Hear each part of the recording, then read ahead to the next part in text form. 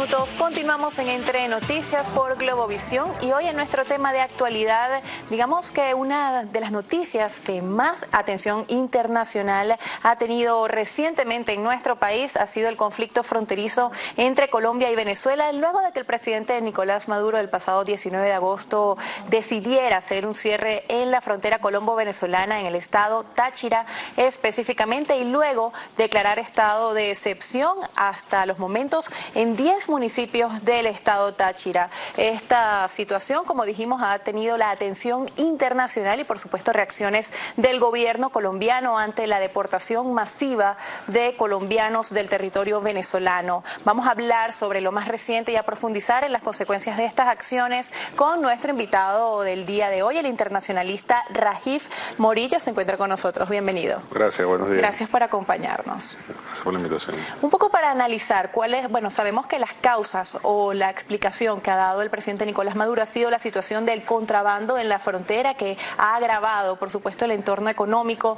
de nuestro país. Sin embargo, ¿es una medida adecuada realizar un cierre de frontera tan repentino? Digamos, de un día para otro fue tomada esta decisión o anunciada, y la deportación que se ha realizado a tantos colombianos, más de 1000 ya han sido deportados oficialmente.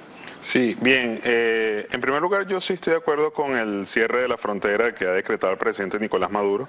El tema del contrabando no es nuevo, es tan antiguo. Hablamos de siglos, ¿no? De antigüedad. Por ejemplo, la compañía guipuzcoana fue creada en el siglo XVIII para combatir el contrabando. Y en el caso de la frontera colombo-venezolana, el problema del contrabando es uno de los principales. Y dentro del contrabando, el principal es la gasolina, porque históricamente la gasolina ha sido muchísimo más barata en Venezuela que en Colombia. Entonces, se promueve un comercio ilegal del combustible que va de Venezuela hacia Colombia.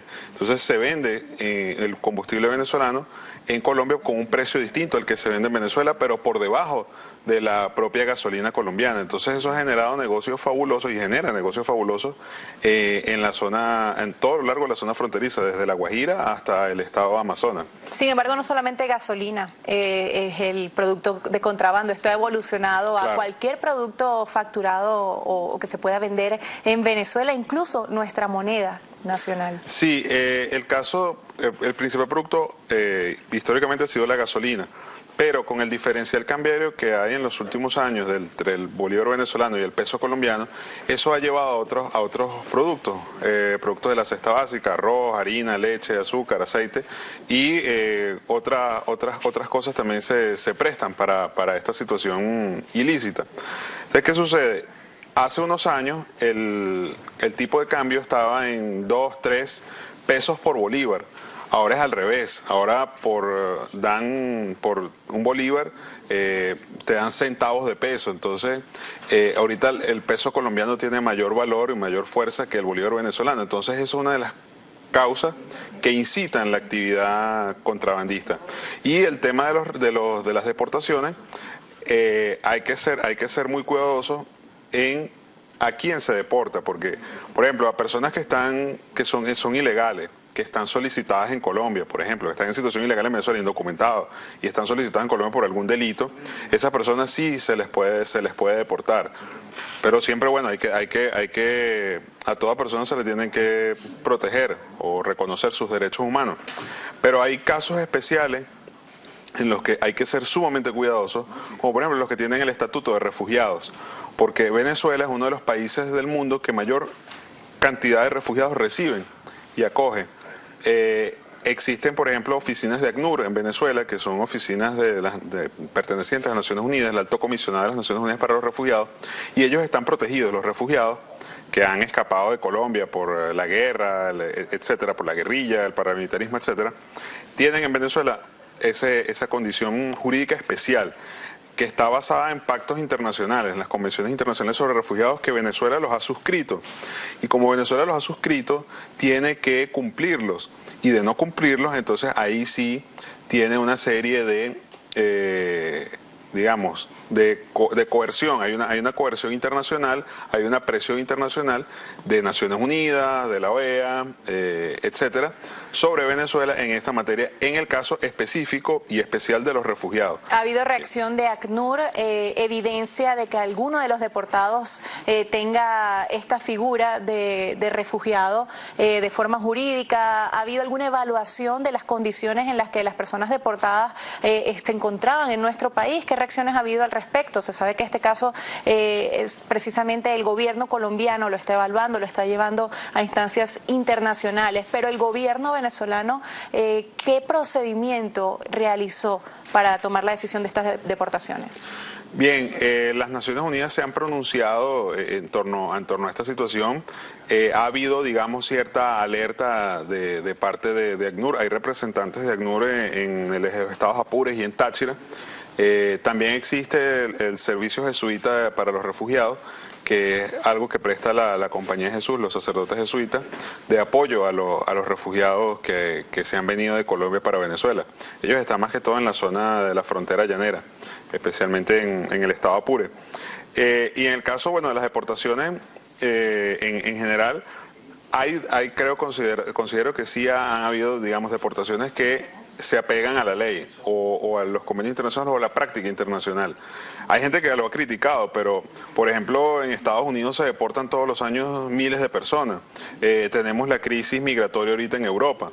Entonces no es una situación única, espontánea ni aislada. O sea, es algo que forma parte de la realidad mundial.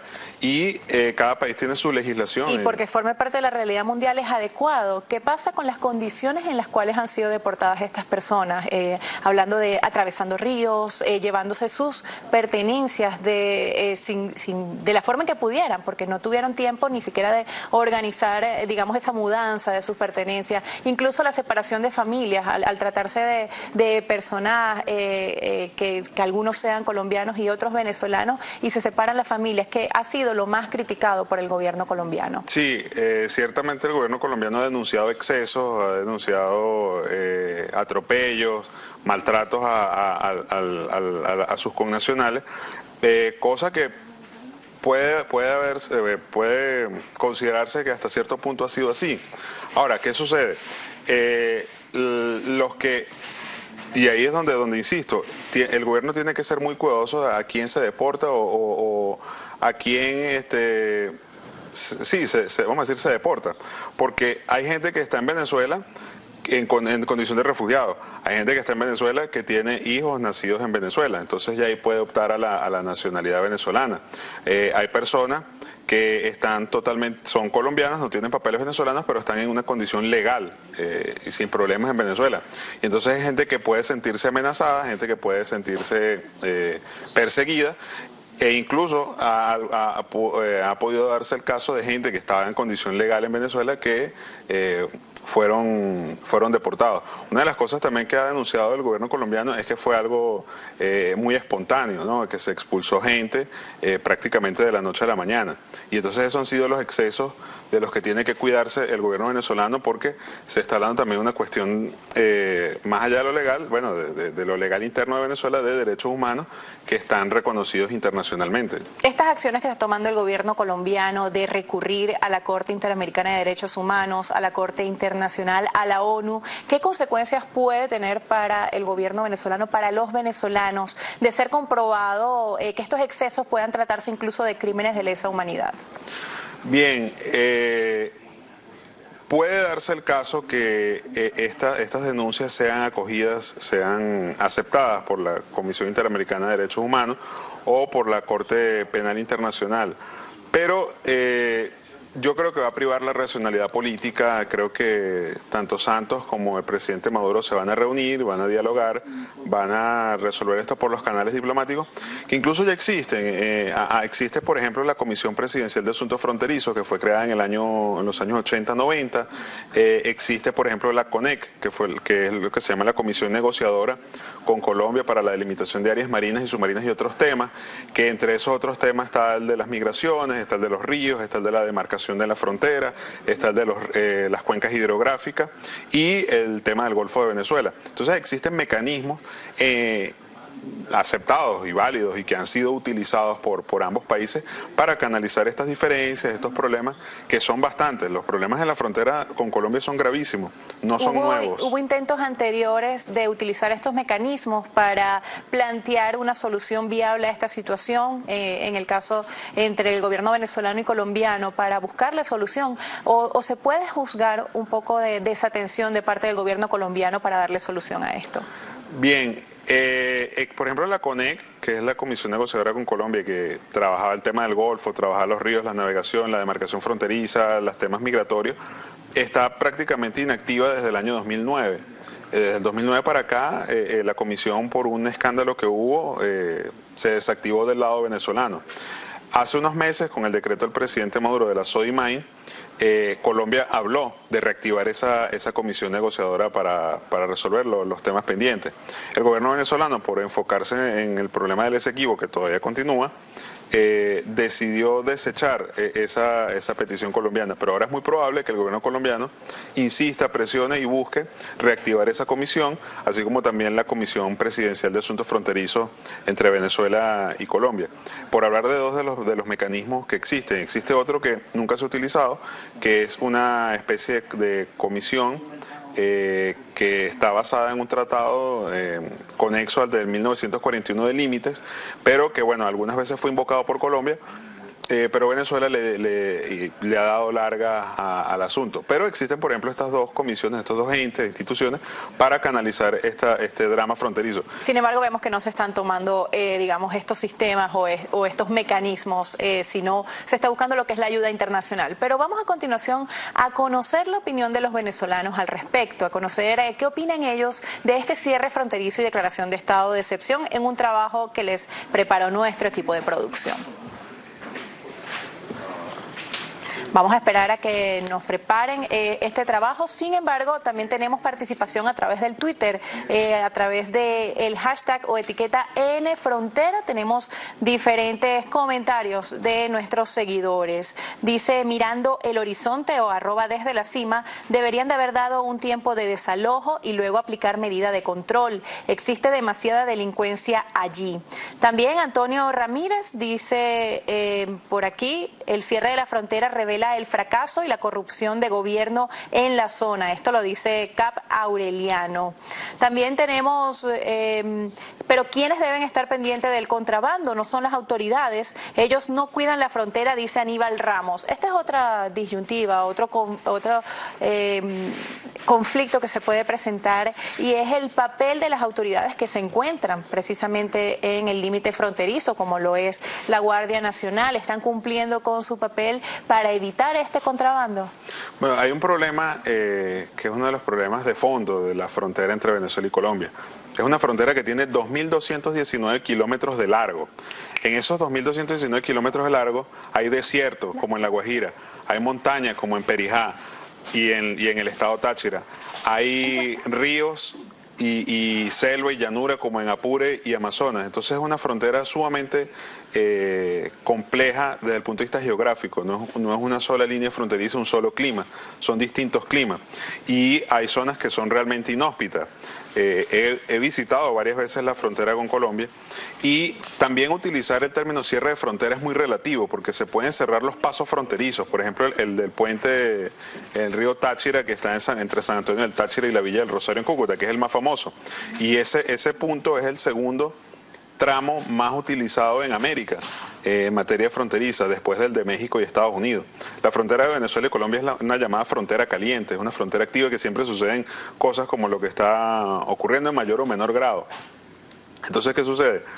Utilizar también el término cierre de frontera, bueno, eso es una palabra, pero en la realidad es muy relativo, porque hay zonas inhóspitas donde no hay presencia de nadie, donde son tierras sin ley, donde son lugares que se han prestado para el secuestro, el narcotráfico, el contrabando, el robo de ganado, la trata de blancas y cualquier cantidad de actividades ilegales promovidas de un lado u otro, de los dos lados, presencia de guerrilleros, de paramilitares, de todo eso. Entonces, la frontera de Venezuela y Colombia ha presentado problemas durante muchísimos años, que los gobiernos de Venezuela, por hablar del de Venezuela, no le han prestado la debida atención. Entonces han relegado esos temas, han postergado y han pospuesto durante años esos asuntos, y con el paso del tiempo eso se va agravando cada vez más y se va profundizando. Ante esto hay varias preguntas. Por ejemplo, nos dice Cuba Voice, dice, con esta práctica que está haciendo el gobierno, ¿se erradicará el contrabando en la frontera? ¿Es efectivo este cierre de frontera? ¿Cuándo se pueden esperar resultados?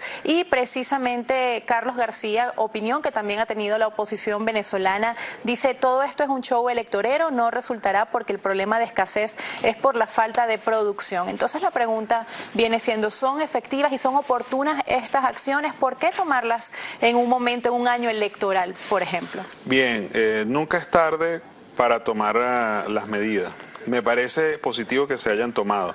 Ahora, tomando las medidas que se han tomado no se va a resolver el problema, ni se va a resolver en el corto plazo. El problema de la frontera con Colombia es sumamente complejo, delicado y grave. Para resolver ese problema se requieren años, se requiere una política fronteriza que Venezuela no la tiene, no la ha tenido. Por ejemplo, está pendiente de la promulgación de la Ley Orgánica de Fronteras y lo prevé el artículo 15 de la Constitución. Y no existe una ley orgánica de frontera. No hay, por ejemplo, la Constitución también prevé la atención prioritaria de las fronteras y de la integridad territorial y esa serie de cosas. Han habido fallas en ese asunto por carecer de una política fronteriza.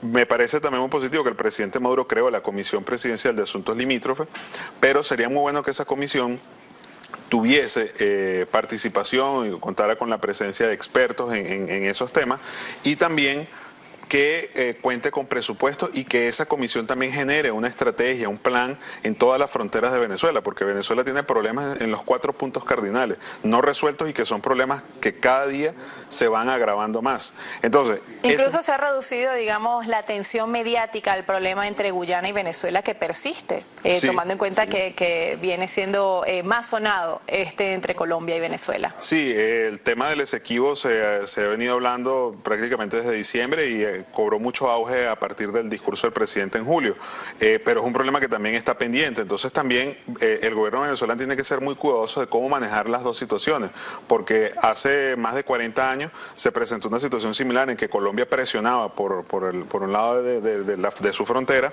y también teníamos el problema no resuelto con Guyana por el Esequibo, y en aquel entonces el gobierno del presidente Caldera decidió congelar y suspender la reclamación del Esequibo para enfocarse con Colombia, pero tampoco se resolvió por precisamente carecer de una política fronteriza, y Venezuela tampoco tiene una política migratoria. En Venezuela existen miles, por no decir cientos de miles de personas indocumentadas e ilegales de distintas partes del mundo, no solamente colombianos, hay peruanos, ecuatorianos, de personas de todas partes del mundo que están en una condición ilegal en Venezuela, y eso representa un peligro y un problema de seguridad pública, de seguridad ciudadana, y un problema también de seguridad del Estado, porque se está afectando la soberanía nacional por la presencia de estas personas que pueden ser delincuentes, narcotraficantes, terroristas, etcétera, y también en la seguridad pública, porque pueden ser también delincuentes comunes, asesinos, violadores, secuestradores, etcétera. Entonces, para atender el problema de la frontera con Colombia se requiere una visión integral, no solo de todas las fronteras de Venezuela, sino de todos los problemas específicos que tiene la frontera con Colombia. Parece que los mecanismos los hay, existen las vías, sin embargo se están tomando unas vías alternas. Vamos a evaluar un poco cuáles pueden ser las consecuencias y por qué entonces los gobiernos, tanto de Venezuela como de Colombia, no están tomando estos mecanismos de política exterior y política migratoria, sino algunas alternativas. Vamos a hacer una pausa y seguimos conversando con Regis Morillo, internacionalista, sobre el conflicto fronterizo, y regresamos con ustedes.